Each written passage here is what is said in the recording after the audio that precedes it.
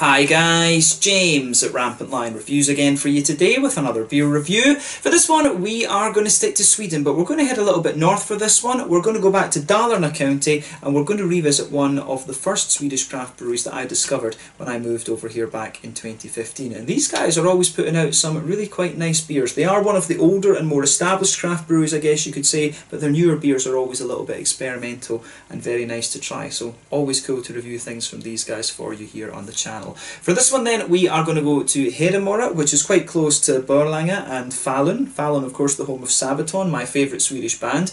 And we're going to have a look at another beer from Oppigårds Bryggeri. So this one is their Sommar IPA. Summer IPA in English, of course, quite obvious, but this one comes in at 6% ABV and it was released as part of the Tillfälligt Sortiment, temporary sortiment, or small partiers as it used to be called in Systembolaget, I believe either on the 6th, 7th or 8th of July 2020. So yeah, very curious to see how this one turns out. It's got a very nice malt and hop bill to it, which we'll talk about a little bit later, but as I said, I always enjoy reviewing beers from these guys. This one must be review number 12 or so, I think, that I've done from them, but hopefully it turns out to be another nice beer, and I hope that you guys enjoy my take on this one as well. So yeah, as always with my reviews then, I'll tell you a little bit about the brewery before we taste the beer.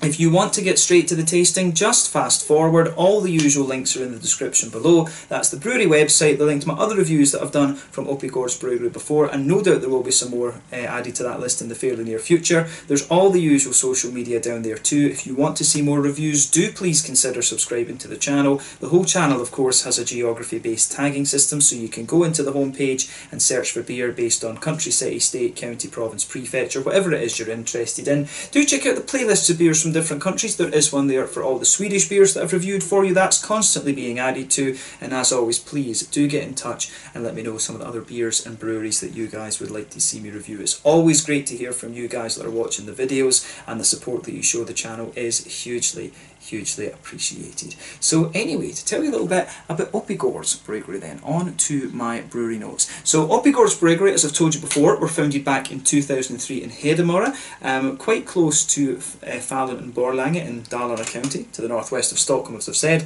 but this makes these guys one of the more established and better known and bigger by volume craft breweries here in Sweden, of course, as well. So the brewery sits on the 250-year-old Falkström family farm, and the original brewery was a very small wooden building which was apparently constructed back in 1896, and this space was originally used for flax dressing, but also for their great-grandfather's metal smithing business as well. All of the beers were originally brewed in there, but they added a new malt house a little bit later on, and they also now have a new brewery, which apparently is a very impressive facility. So the brewery company itself was founded back in 2003 by Björn Falkström, and this was to revive the family farm, but also he wanted to revive the old traditional Swedish farmhouse ales, which were the norm until you had the kind of modern lagers things that came around in the 1800s, and this made the farmhouse ales usually, largely unprofitable for the farmers, so they just really kind of ceased to exist gradually over time. But this brewery became very popular, and it's allowed the Falkström family to continue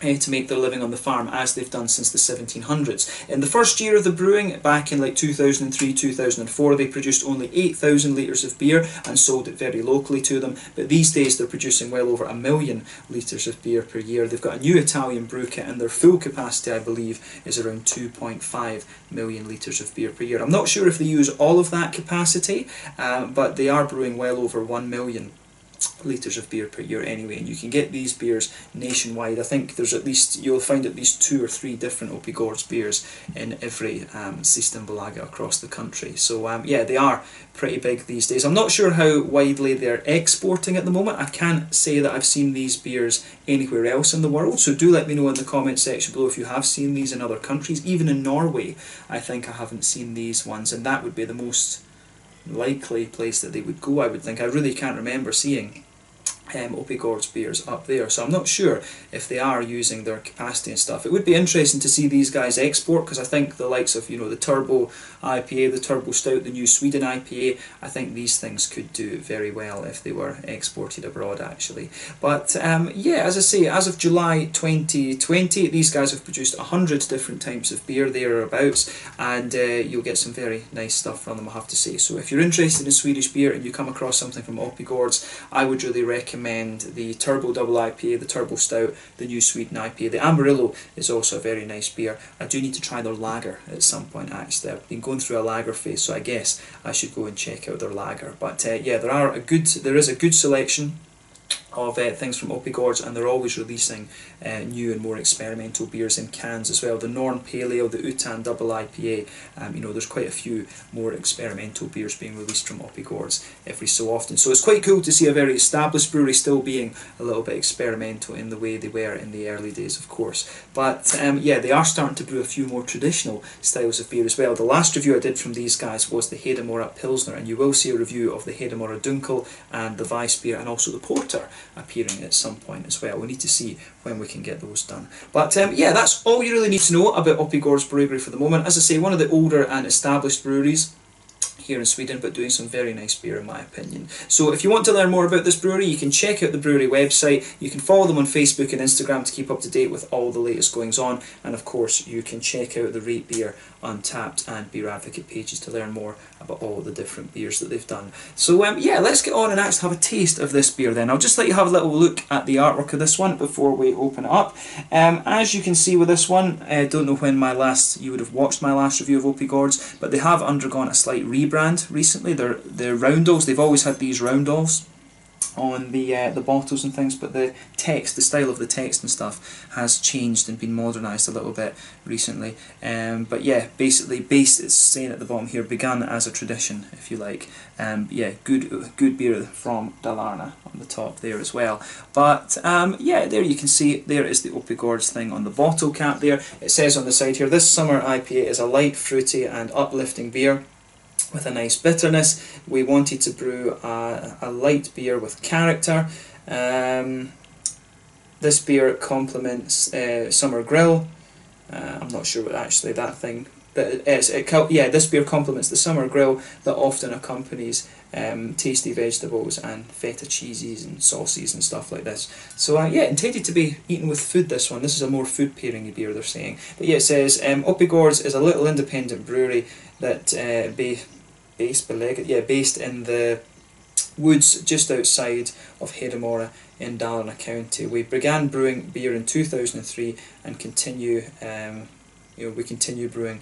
We continue to blend hops and malt, and then you can see on the bottom there is the signature of Björn Falkström, who is the founder, of course. I don't know how involved he is in the brewing these days, but yeah, it would be cool to get Björn Falkström for an interview here on the channel at some point. I would love to do that. But yeah, it says on the side here, the malt base in this one is Pilsner, Münchner and Vetemalt. So yeah, Pilsner, Munich and wheat malt in this one. The hops are Columbus, Kashmir, Equinaut and Simcoe. So Columbus, we know it is a lovely bittering hop with a good bit of spiciness. Kashmir is a really interesting lemon-limey one with a bit of melon in it. Equinaut, as we know, is mainly a limey hop. And then Simcoe gives you a lot of kind of soft passion fruit as well. So I think this one might be a very citrusy leaning IPA. But as I said, 6%, and it is brewed apparently more in the West Coast style rather than the New England style. So yeah, let's get this guy out then and we'll get on with the tasting. I can't remember how much I paid for this one in honesty. I've got a feeling, I think it must have been about 35 or 40 crowns on this one. I mean, when you consider that this is a half-litre bottle, I think that's a pretty damn good price actually. And this one, as I say, it is meant to be a more kind of sessionable and drinkable IPA. There's about 2/3 of the beer in the glass. I think that is enough for the moment. So yeah, let's see how we go with this one. If we shine the light through this, we've got a lovely light orangey kind of amber colour to this one. There's one or two, I'd say it's maybe, there's one or two big bubbles sticking towards the side of the glass, a few little ones going up towards the bottom of the head there, and the head incidentally is about 2/3 of a finger, and I would say that it's a perfect white frothy head on this one. But overall it looks really nice. If I put my fingers behind the glass there, you can see this beer is actually crystal clear, but yeah, should hopefully be a very, very nice one. So let's take a closer look at that aroma then and see how we got on. I will say you get a lovely bit of fruitiness coming out of this beer as you open up the bottle there. It actually smells very, very nice actually. So yeah, let's have a look at that aroma and see how we go on. Nothing particularly surprising about this beer in terms of its appearance when you consider what style it is.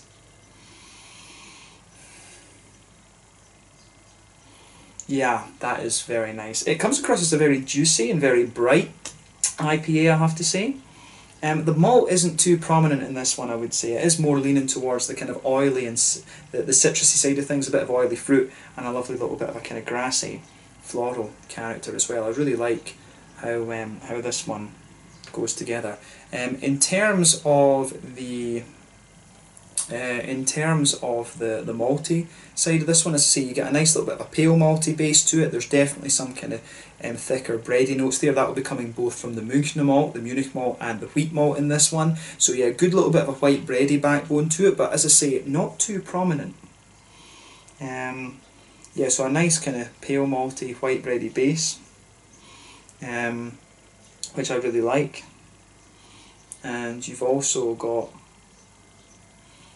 you've also got a little bit of a biscuity quality to this one as well. That will probably be coming from the Pilsner malt, I would think, more than anything else. But yeah, it does have, as I say, mainly a nice kind of pale malty base, a little bit of a thicker white bready note to it. Some nice, you do pick up a little bit of the wheaty qualities as well, which I think is very nice.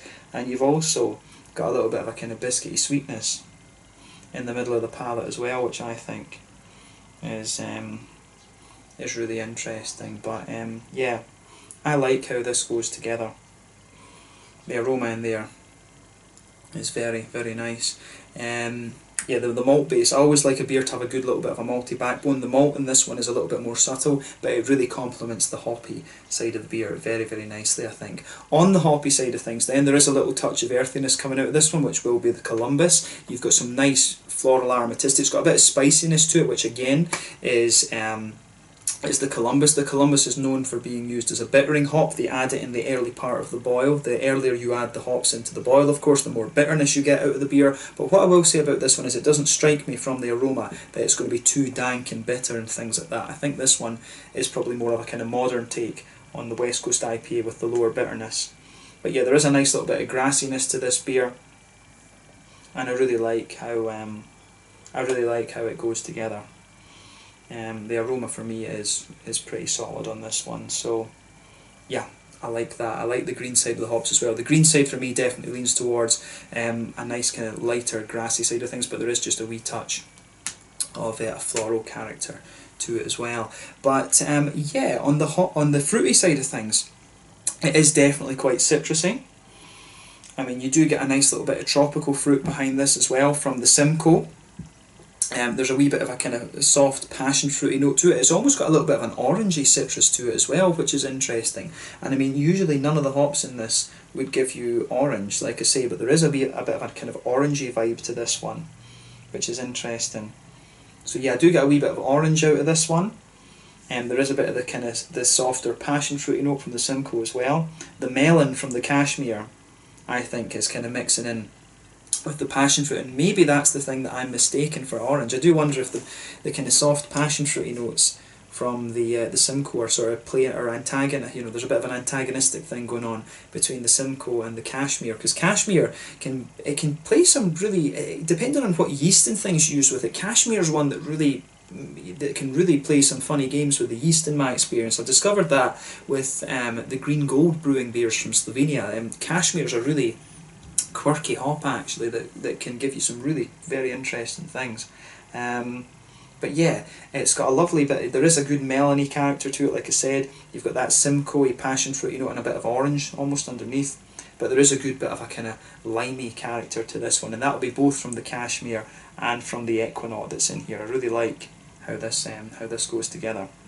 The Cashmere notes though are giving it a real kind of quirkiness. I don't really get a lemony note to this one. It's like a soft kind of wet limey character that forms the main component of the citrus in here, but behind that, like I say, you've got a bit of melon, you've got a wee bit of an almost orangey character to it, and then you've also got some kind of passion fruity notes as well. But yeah, I really like how the aroma in this one goes together. It gets a thumbs up from me, this one, I have to say. So yeah, take a bit of time and enjoy that aroma for yourself. It strikes me as a very kind of well balanced and, you know, just easy drinking IPA, this one, I have to say. It's not got a particularly strong biscuity sweetness to it, but yeah, definitely more of a West Coasty IPA in terms of its aroma. So take a bit of time to appreciate that, but let's have a taste of it now and see how we get on. This one is the Sommar IPA, from Oppigårds Bryggeri in Hedemora, just outside of Falun and Borlänge in Dalarna County. Let's get stuck into this one.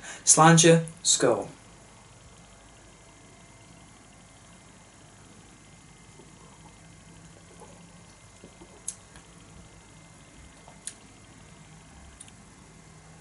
Yeah, that's pretty damn solid, I have to say.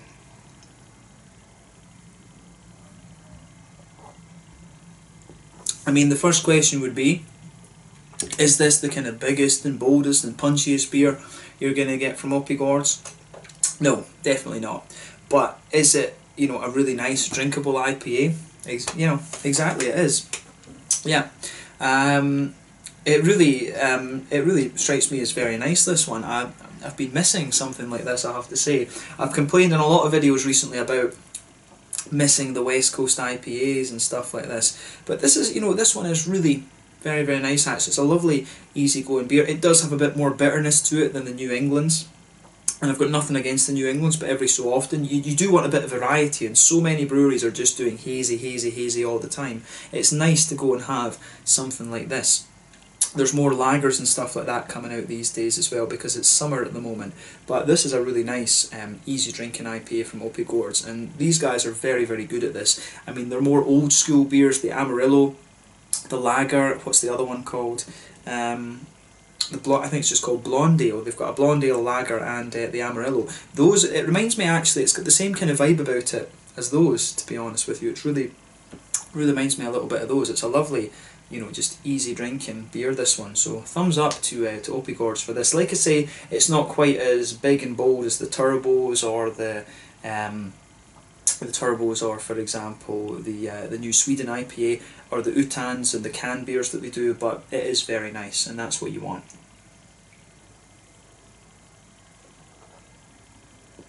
Yeah, the more you drink of it, the more oily and things it gets too. It's really nicely done. So yeah, I like this one, I really do. So yeah, let's try and break down the flavour of this beer then, and just see how we go on. So straight away you can feel a little bit of that pale malty quality, that just blankets the middle of your tongue. On top of that, you start to get a little bit of you start to get more of a kind of, how would we say, you start to get a more sort of, so you just get a bigger breadiness to it, you know, the Munich malts and the kind of wheaty malts start to come out a little bit more as well. So it's mainly, I think, when you go towards the back third of your palate, that's where the kind of, that wet bready and very crisp feel that you get from the Pilsner malt, that sits on the back third of your tongue. There is a wee bit of the bitiness from the wheat comes out there as well, but yeah, the wet kind of bread, you know, that it forms the backbone of the middle third of your palate. On top of that, you've got a bit of the kind of thicker Munich malt, then you've got some nice wheaty character in there, and then you've got a little bit of that biscuity sweetness sitting in the middle of your palate as well. I really like how that goes together. The malt base in this, it's very simple and very straightforward, but it really does work for it actually. And the further you go into the aftertaste, like I say, you get a bit more Pilsner crispness and a little bit more of a bitey, wheaty thing coming out of it too.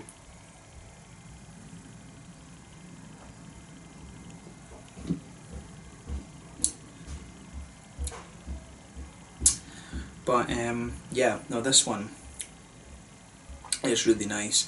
The malt base, I think, suits everything else that's going on. And I would say this one, on first impression as well, it is more of a citrusy leaning IPA, but it does have a lovely oiliness to it as well at the same time, which I think really suits it actually. But yeah, very straight up malt base. It does get sweeter and sweeter, I think, the further you go into the aftertaste, but again, that suits the beer very nicely.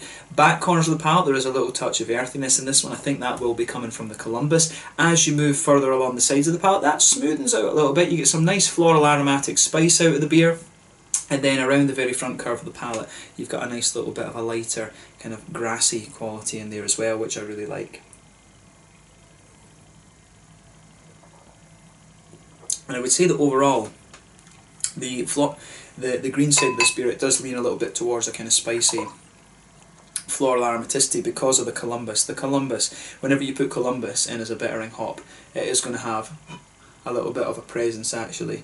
But yeah, oh, I've got a nice bubble. There we go, it burst. But yeah, the Columbus is always going to give you a nice little bit of a kind of spicy bitterness, and that really lingers into the aftertaste with this one. But yeah, overall the green side of the beer leans towards that big kind of floral spicy bitterness, and it does have a good little bit of bitterness to it, this one, but I don't think it's not going to blow the head off you in terms of the IBUs, but it just lingers there very nicely. But yeah, let's focus on the fruity side of things then. So as I always say, behind the front curve of the palate, on that front third of the tongue, that's where you get that nice oily bubble where the juicy fruity esters just roll their way out of the beer.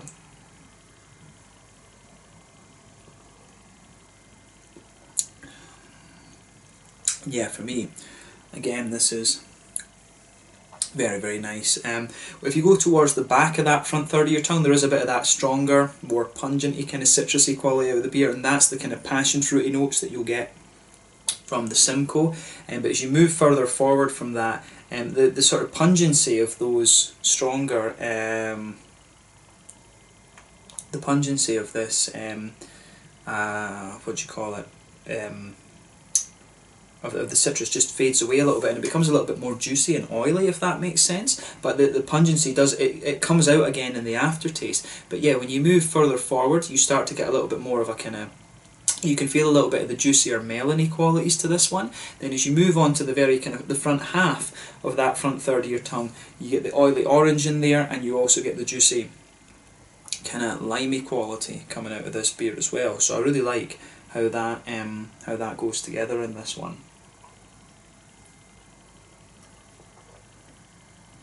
And yeah, it really, when you have it on the front of your tongue, it really has a very nice juiciness to it. I mean, I think the Equinaut and the Cashmere go together really nicely. The juicy, the kind of oily, limey flavour that this one has. It's very bright, and at the same time it's very juicy. I've never had limey flavours that have come out quite like that before, but I think the melon's also given the beer a bit of that kind of citrusy zest, if you like, a bit of the citrusy punch on the back. I find the melon to be, the lime, sorry, I find the lime to be a little bit more kind of subdued and juicy, whereas it's the kind of passion fruits from the Simcoe and the kind of melony notes from the Cashmere that are really pushing their way out of this beer and giving the beer just that little bit of an almost kind of astringency type thing to it. But yeah, the underneath that lime, like I say, there is a bit of a juicy orange in there, and I think that sometimes you can get a little bit of orange from Simcoe.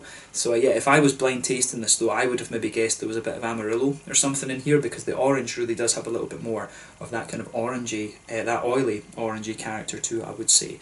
But yeah, I mean, the flavour of this beer, I think, is really quite nice. I like how this one goes together. It's a properly old school West Coast type IPA, this one. The thing that really surprises me about it as well is the level of sweetness it has. The more and more that I drink of this one, it does lean a little bit more towards the biscuity side of things, and when it's got Pilsner, Munich and wheat malt in it, you will get a bit of biscuitiness from the Pilsner side of things, but other than that you'd expect it to be a lot more bready than it is. But I really find that with it really has a bit more of a biscuity feel to it. It's really got a nice kind of sweet thing. It's almost like there's an island in the middle of your palate there, and it's caramelly right in the centre, then it gradually gets more biscuity as you push further out. So I really like that about how this beer goes together. And this one gets a massive thumbs up from me. I really, really like this, and you know, if I did session beers anymore, this would be a candidate for that. It's a bit of a shame that it's only the summer one, but you know, then again at the same time, it is one that you can look forward to year round, you know. But yeah, this one, I really like it. So yeah, I'm not sure. This is a beer that I think they have done a few different iterations of this. They usually have had a summer IPA at different points. I don't know if this is a new recipe or exactly what, or if it's a new incarnation of this one, but they have had summer, they have released summer beers at different points, but I think this one is really damn solid actually. I like this, I really do like this. It reminds me, as I say, of a lot of the older beers that did the blonde ale, the lager and the Amarillo. It's got that same kind of vibe to it, and it is a properly old school kind of West Coast leaning IPA, this one. So let's focus on the mouthfeel of this one then. So I would say overall it's at the top end of mid-bodied, I think. Carbonation is very smooth. I would say this beer has a good little bit of oily character to it, which I like personally in the West Coast IPAs. It really helps the kind of sweeter biscuity side of things come out, and also some of the fruity notes as well. So I really like that about this one. In terms of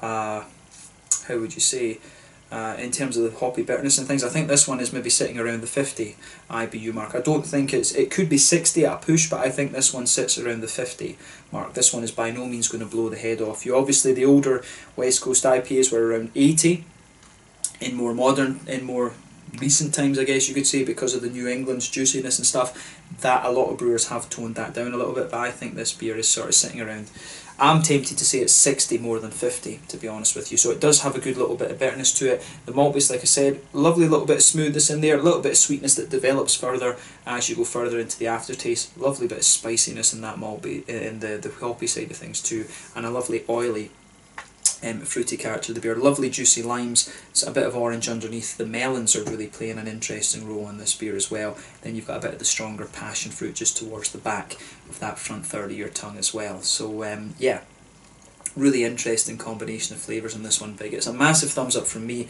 It's got a lovely bit of zestiness to it that comes out nicely as well. So yeah, big thumbs up to Oppigårds from this one. It's another solid beer. Is it one of the ones that you know? Is it one of the more kind of bold Oppigårds beers? Definitely not, I would say, but I think it's really nice. And if you like their older beers, I think this is one that's going to tick the boxes for you. So yeah, lovely kind of old school West Coasty style IPA. This one at 6% as well. You could session a couple of these. You know, it's a half-litre bottle, 40 kroners. Can't go wrong with that, I say. So 40 kroners, roughly about €4, £3.50-ish, something like that. But yeah, really nice beer, this one. So yeah, let's leave it at that. This one was the Summer IPA, coming in at 6% ABV from Oppigårds Bryggeri, just outside of Hedemora in Dalarna County, in the kind of middle of Sweden almost. It's almost right in the middle of Sweden actually. But yeah, thank you again for watching my beer reviews. Until the next time, please like, subscribe, share, all the usual YouTube stuff. Let me know your own thoughts on this beer in the comment section below. Let me know what your favourite beers are from Oppigårds Bryggeri as well. No doubt we will return to these guys at some point fairly soon, because they are quite prolific these days in releasing new beers. But thank you again for watching, and I will catch you guys very soon. A lovely beer and a lovely citrusy West Coasty IPA that I'd highly recommend that you check out. Until the next time, slàinte just now, and I'll catch you guys later. Slàinte, skål, cheers.